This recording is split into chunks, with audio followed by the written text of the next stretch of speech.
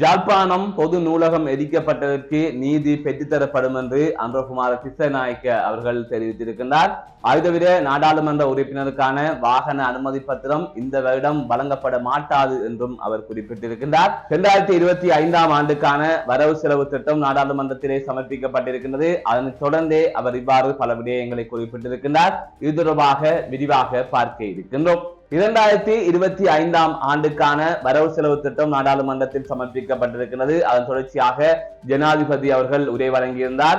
ஜனாதிபதி தான் நிதியமைச்சராகவும் இருக்கின்ற நிலையில் அவரால் குறித்த வரவு செலவு திட்டம் சமர்ப்பிக்கப்பட்டிருந்தது. அனுர் அவர்கள் ஜனாதிபதியாக வந்ததன் பின்னர் நாடாளுமன்ற தேர்தல் இடம்பெற்றது. அதன் தொடர்ச்சியாக நாடாளுமன்ற தேர்தலில் பெரும்பான்மையை அனுர் அரசாங்கம் பெற்றிருந்தது. இந்த நிலையில் முதலாவது வரவு செலவு திட்டம், அதாவது அனுர அரசின் முதலாவது வரவு செலவு திட்டம் இன்றைய தினம் நாடாளுமன்றத்திலே சமர்ப்பிக்கப்பட்டிருக்கின்றது. அந்த வகையில் அனைவருக்கும் இந்த வரவு செலவு திட்டத்தை சமர்ப்பிக்கின்ற போது நன்றி தெரிவித்திருந்தார். அதன் தொடர்ச்சியாக வரவு செலவு திட்டம் தொடர்பான தகவல்கள் வெளியிடப்பட்டிருந்தது. பல திட்டங்களுக்கு நிதி ஒதுக்கப்பட்டிருக்கின்றது. அது தொடர்பான தகவல்களை முழுமையாக பின்னர் பார்க்கலாம். என்ன முழுமையான விவரங்கள் வெளியிடப்படவில்லை.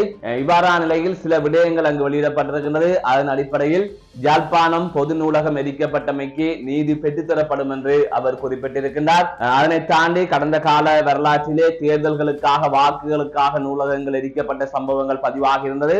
அதன் ஒரு அங்கமாகத்தான் யாழ்ப்பாணம் பொது நூலகமும் எரிக்கப்பட்டது என்றும், அந்த நூலகத்தை எரித்தது தமிழர் மக்களின் ஆறாத வலுவாக இருப்பதாகவும், யாழ்ப்பாணம் மற்றும் ஏனைய பகுதிகளைச் சேர்ந்த மாணவர்கள் வாசகர்கள் அந்த நூலகத்தை பயன்படுத்தி வந்ததாகவும் அவர் தெரிவித்திருக்கின்றார். இதற்கான தீர்வை பெற்றுத் தருவதற்காக விசேட குழு ஒன்று நியமிக்கப்படுவதாகவும் அவர் இதன் போது தெரிவித்திருந்தார். தவிர யாழ்ப்பாண நூலகத்தின் உட்கட்டமைப்பு வசதிகளை மேம்படுத்துவதற்காக 10 கோடி ரூபாய் நிதி ஒதுக்கப்பட்டிருக்கிறது. தவிர இலங்கையில் இருக்கின்ற ஏனைய பகுதியில் உள்ள நூலகங்களை அபிவிருத்தி செய்வதற்காக அல்லது வளப்படுத்துவதற்காக 20 கோடி ரூபாய் நிதி ஒதுக்கப்பட்டிருப்பதாக தெரிவிக்கப்பட்டிருக்கிறது. இந்த நிலையில் தான் நாடாளுமன்ற உறுப்பினர்களுக்கு வாகனம் வழங்கப்படுமா என்கின்ற பெரிய கேள்வி இருந்தது. அன்றகுமார திஸ்ஸநாயக்க அவர்கள் ஜனாதிபதியாக வருவதற்கு முன்னரே வாகனங்கள் வழங்கப்படாது, ஏன் வாகனங்கள் வழங்கப்பட வேண்டும் என்பது தொடர்பாக பல விமர்சனங்களை எழுப்பியிருந்தார். இந்த நிலையில் தற்பொழுது வாகனம் இறக்குமதி செய்யப்படுவதற்கான அனுமதி வழங்கப்பட்டிருக்கிறது. அந்த வகையில் நாடாளுமன்ற உறுப்பினர்களுக்கு வாகன அனுமதி பத்திரம் வழங்கப்படுமா என்கின்ற ஒரு கேள்வி இருந்த நிலையில் இந்த வருடம் அவர்களுக்கு இல்லை என்று குறிப்பிடப்பட்டிருக்கிறது. தவிர சொகுசு வாகனங்களும் ஏலமிடப்பட இருப்பதாகவும் கூறப்பட்டிருக்கிறது. நாடாளுமன்ற உறுப்பினர்களுக்கு வாகனம் தேவை என்கின்ற குரல் நாடாளுமன்ற உறுப்பினர்கள் மத்தியிலே எழுந்திருக்கிறது.